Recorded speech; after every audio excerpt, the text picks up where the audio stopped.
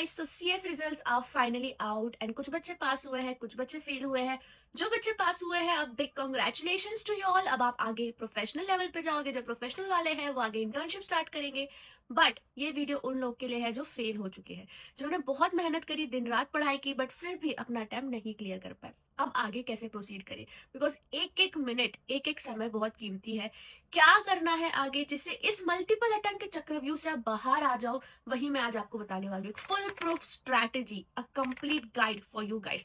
एक पेन और पेपर लेके बैठो और सारी चीजें नोट डाउन करो जो मैं आपसे कह रही हूँ। बिल्कुल क्लियर हो जाओगे। चलो अब इस वीडियो को शुरू करते हैं। Number 1 and the most important thing, accept the reality. Yes guys, I know बहुत बुरा लगता है, बहुत डिमोटिवेशन फील होता है।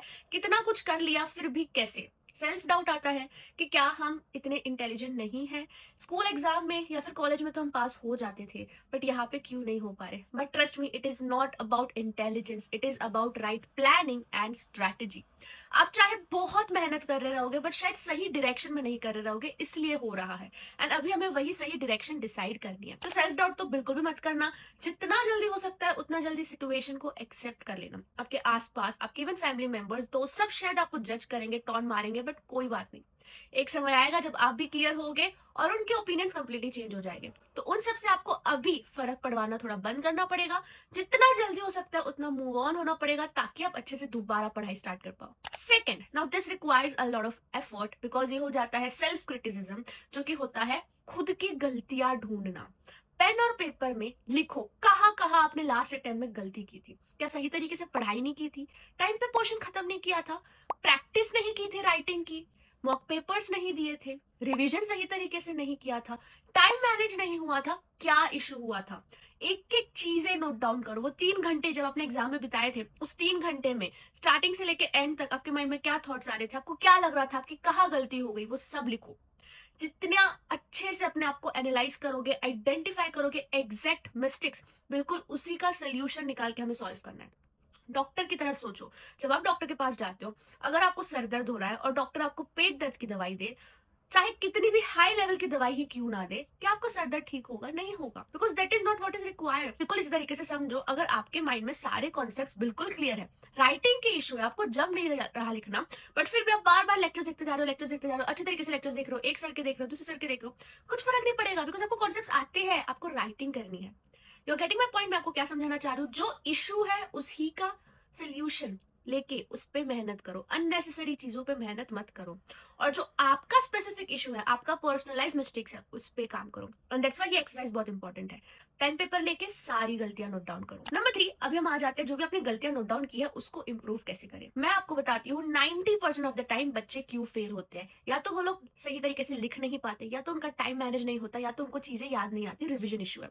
इन तीनों का क्या सोल्यूशन है? दो ही सोल्यूशन है जो आपको अभी फॉलो करना है। नंबर 1, पीवाईक्यूज सॉल्व करो, जितने हो सकते हो उतने। पीवाईक्यू से रिवीजन करो।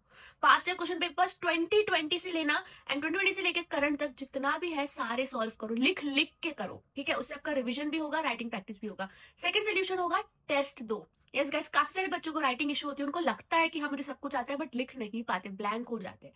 जितना हो सकता है उतना टेस्ट दो, मॉक पेपर्स दो। एंड टेस्ट सीरीज के लिए रैंकर्स वेव है आपके पास। यस गाइस, रैंकर्स वेव में हमने 50% of plus free mentorship announce किया है, जो सिर्फ 1 मार्च तक ही है।